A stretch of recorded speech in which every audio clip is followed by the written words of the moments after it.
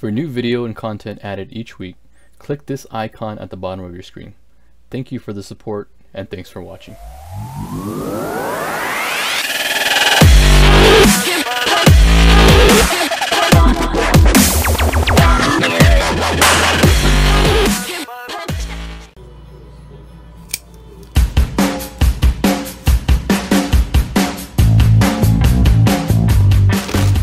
Hey, what's up gamers? Thanks for watching Henchman Gaming. So I got this package in the mail today and I forgot what it was. Actually, I was like, well, I ordered something and I forgot what it was. So I'll go ahead and crack this bad boy open.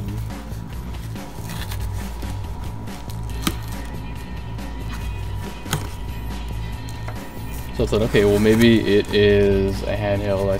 I'm pretty sure I ordered this handheld.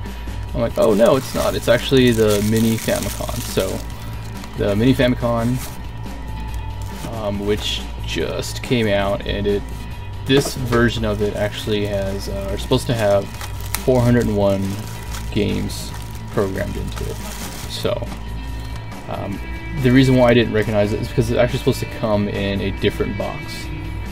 So the box they sent is obviously not the box that was on that they listed online. Crack all these open here. So you see it has the AV audio video and it comes in stereo, it's not mono, which is cool. Got the adapter.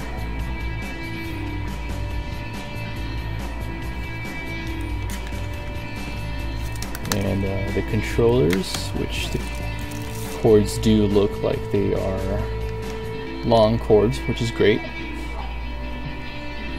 And just look at the size of this controller. Isn't that just the cutest thing? So, alright. This thing, it weighs like nothing. Like, honestly, if there was wind in my room, it'd probably blow that thing right off the desk. So, it has the instruction manual. And it also has the game listing. So the game listing it's a little faded, so I will include the website, and if you click on the website information down below, on the link down below, you can pull up the list of games. It's much cleaner and much neater. And also I'll probably include a PDF doc at the bottom as well. That way you could just click on it and view the games right away, the list of games on there. But we'll jump into that and we'll get into gameplay and stuff. So the instruction manual does not have all these grammatical errors like it usually does from these clones that come from, you know, Japan and China and stuff. So this one's actually it's pretty decent. Yeah, the list is something to be desired. So again, I'll include that PDF down below so we can get a nice clean look at what those games are. Alright, so I'm going to actually check out this unit for about a week, and really give it a good test run, and then I'll be back and we'll see what this thing can actually do.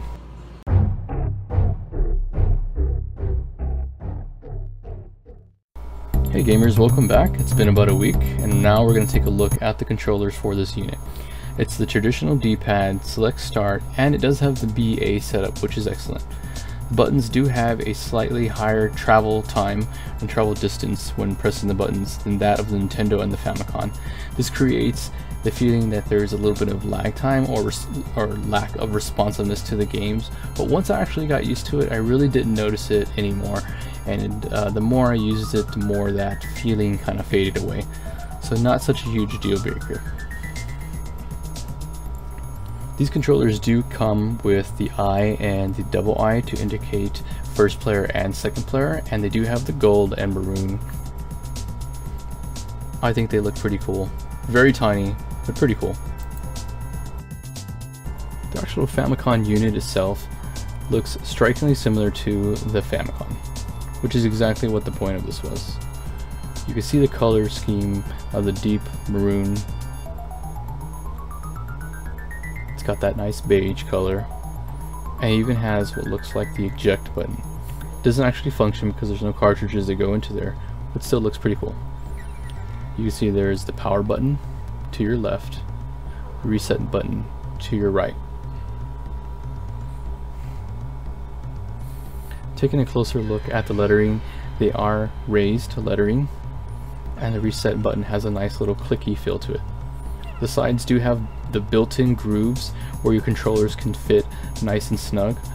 The feel actually feels very natural. They don't slip out, they don't feel loose at all. They fit just perfectly in the side. So actually the unit has pins and you plug those into the front. They're not attached to the back like the original Famicom. You can see it has a standard AV jack, audio video, and it does come in stereo. And to the right is the power supply, which is the adapter I showed you earlier. The controller wires, AV jacks, and power supply are all 6 feet or 2 meters long. Here's a look at the game menu and a rundown of all the games.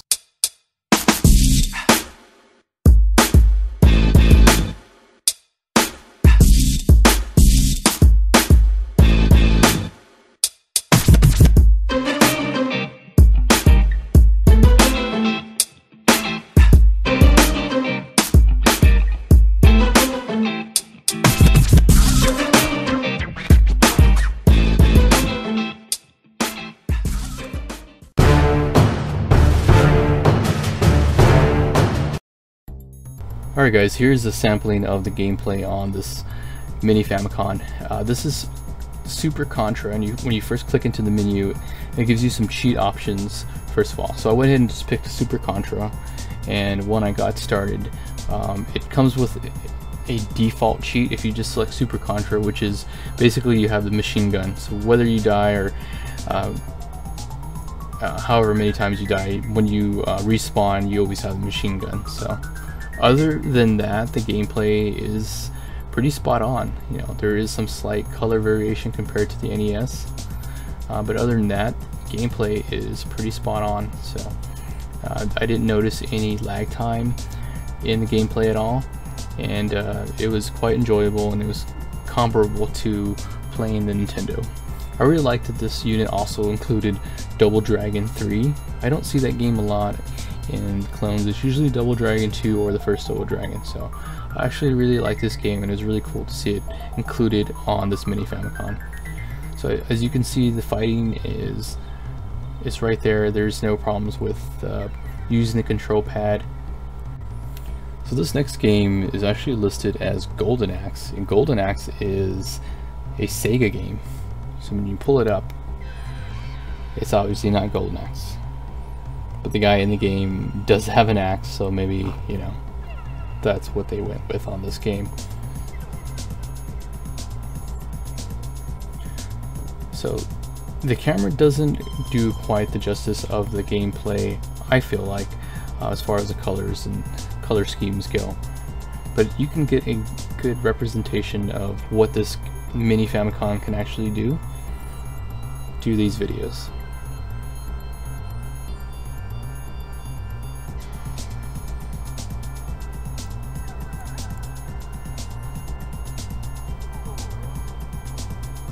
As you can see, the speed of the game runs at normal rate. Doesn't appear to be any glitches or anything. Even some of the glitches that come with the original gaming are included with this mini Famicom, which means that it's actually just from the ROM. So we have Mortal Kombat 4, as they call it on here, and it's actually MK4, which is just a really poor port of Mortal Kombat. And I like how the characters are all just kind of repeated. So I picked Striker, and apparently I'm fighting Nightwolf, but clearly this is not Nightwolf. So we're looking at Shao Kahn just in Nightwolf form, I guess. But I mean, even the moves, you know, the dude with the, when he does the little shoulder thing and the axe or the hammer or whatever. So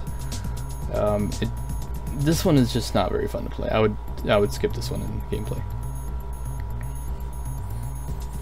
So those of you who are fans of Dr. Mario, this unit, or maybe it was just my unit, Dr. Mario did not work on there. This is what came up after several attempts.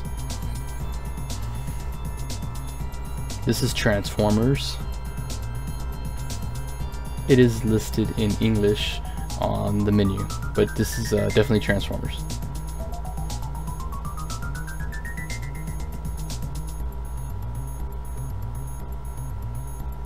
Yeah, that sucked.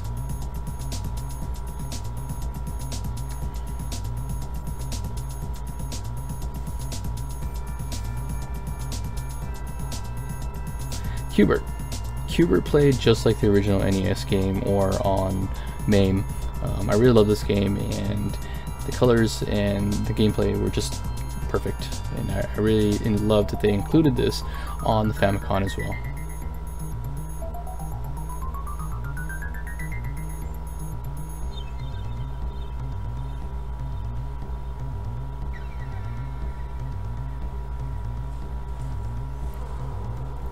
Next up, there is Spider-Man and Spider-Man 1, which are two different Spider-Man games. And I thought I was going to get just a repeat of the same game, but to my surprise, they were two different games. So this is the Spider-Man that I remember from Nintendo.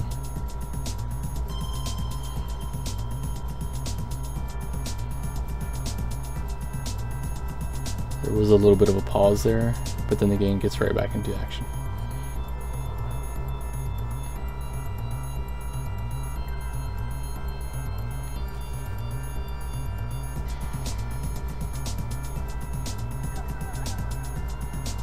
Next up is Final Fight, or in this case, it's actually Terminator 2, no resemblance there to Arnold.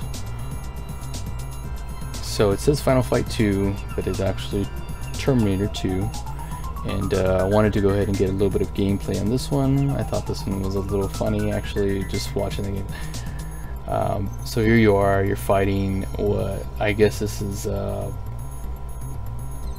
looks like you're fighting Dog the Bounty Hunter pretty much the whole game. So that was that. Next up, this is Shrew Mouse. Shrew Mouse is one of those I've seen on other consoles or other 201 consoles before.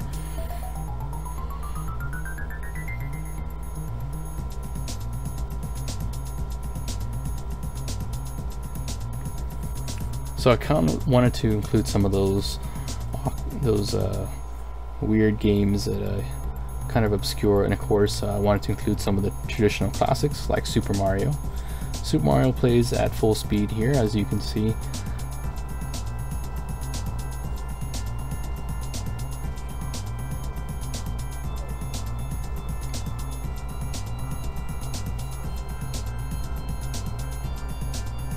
So by now I had gotten totally used to the controllers, and they were working fine. This is Toy Factory.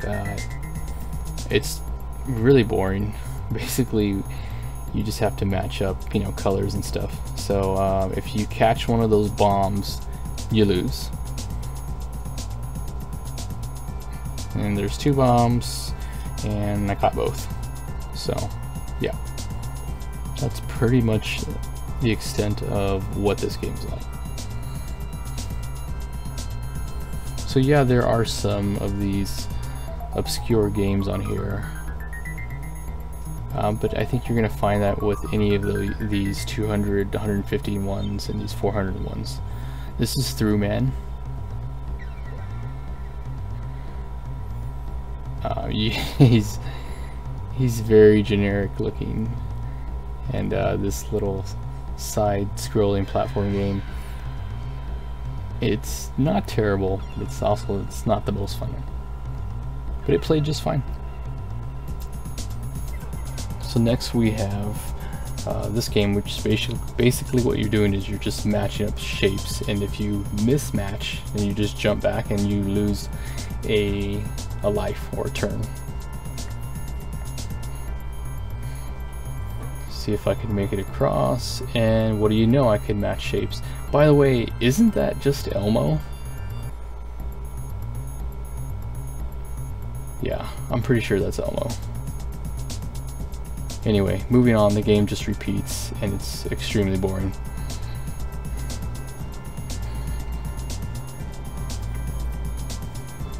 So we got the Universe Soldiers, which I thought was just going to be Universal Soldier, but it actually was not.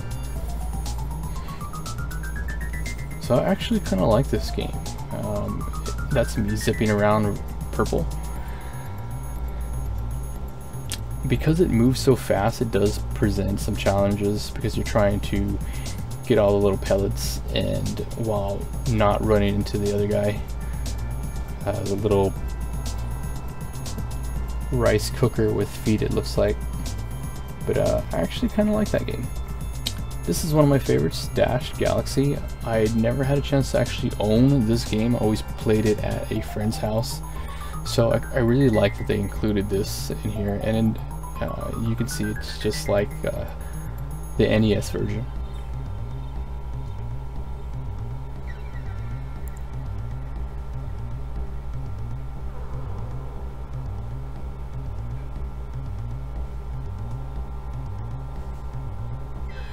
The gameplay was fluid throughout.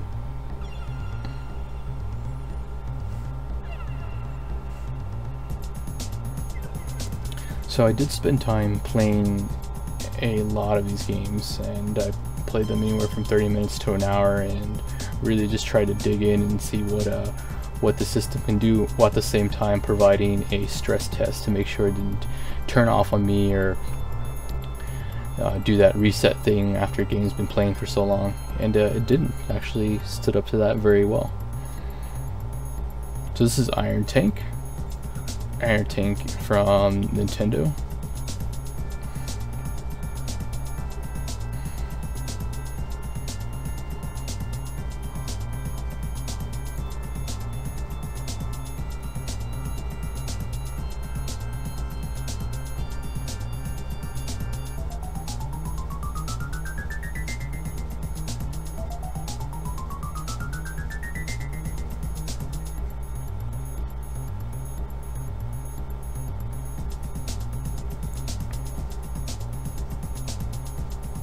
Alright, so Mouse Snare, basically a puzzle game, not much going on here. I found this game to be very boring, and was very happy to just move on from this one.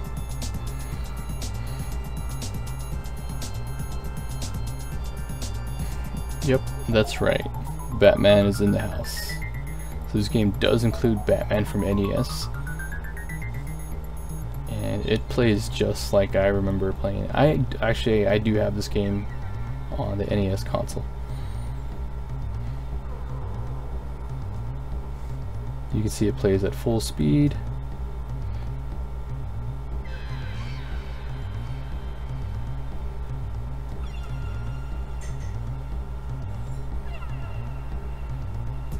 So another game that I like that they included on here was the TMNT Tournament Fighters. I don't often see this game on many consoles or clone consoles as well, so I do like that they included this one in here. Next we have Ghostbusters. I'm not a big fan of the Ghostbusters video game. I think it's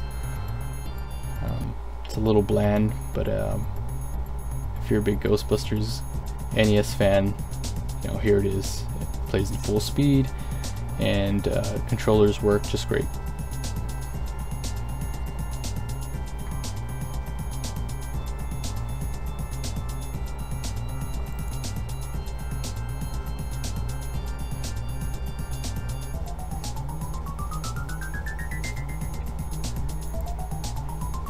Alright, so next we have Aliens 3. Alien 3 is a game I enjoy as well. I did like the PlayStation version of this one as well.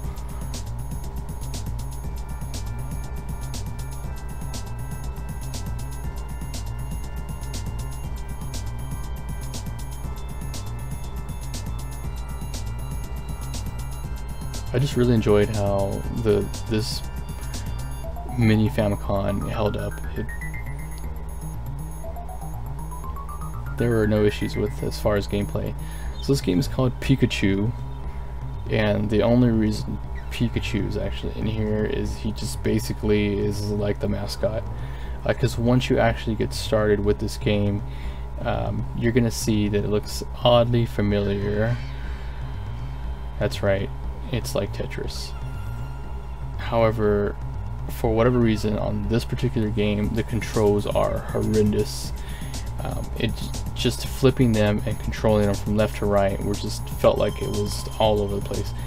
Now, I'm a huge fan of Tetris on Game Boy and Nintendo, and it does not feel like Tetris at all. It looks a little similar to it, but stick to the real Tetris. So this Pikachu one, just, it blows.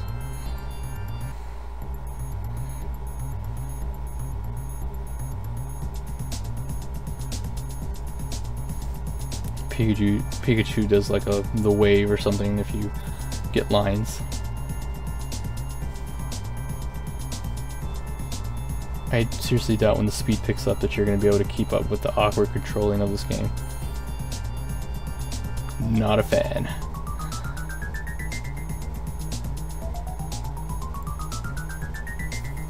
Okay, so we all know Paperboy. Ported over from Nintendo, Game Boy, Game Boy Advance. Definitely a classic.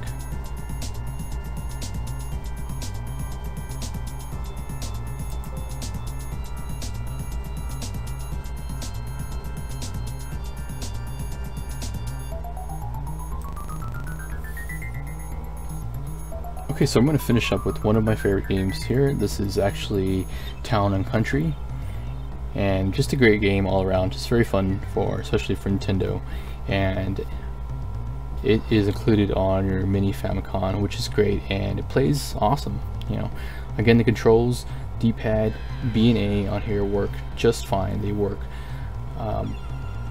very well with that mini controller. I'm going to include a picture side by side so you can actually see for scale what that controller looks like.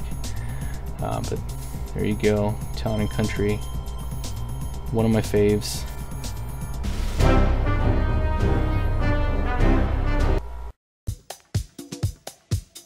So let's review pros. This unit has about 398 games in one. Dr. Mario does not work. It also has a duck hunt for some reason, but there is no zapper, and zapper doesn't work on modern televisions. So the price right now is $60. The unit is small and lightweight. It does have 2-player controls, audio video jacks.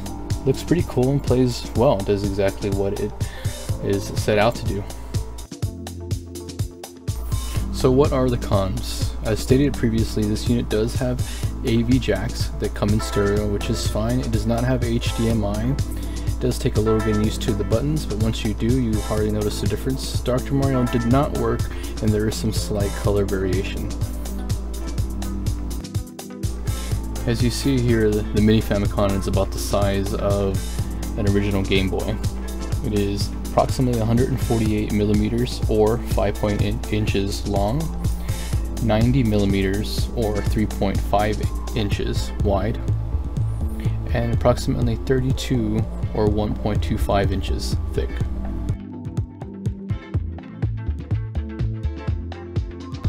Ultimately, I give this mini Famicom a 7.5 out of 10. It does come with the 2 controllers. It has the look of the original Famicom. It does include approximately 398 games that are functional. Both controllers work very well. The response also is adequate to that of a Nintendo or Famicom. I really enjoy the look and feel of the unit itself. Ultimately, I would recommend that if you are a casual gamer looking to just play some old Famicom or Nintendo games and you do not have an NES, and $60 is approximately the price of this currently. So I did list the website down below. So if you guys have any questions or comments about the mini Famicom or about this video, just go ahead and comment down below. I appreciate any feedback, and I'll be happy to answer any questions about it. Thank you for your support and watching this video. Please hit like and subscribe. Also check us out on Instagram and Twitter at Hinchman Gaming. Appreciate all the support again, and happy gaming.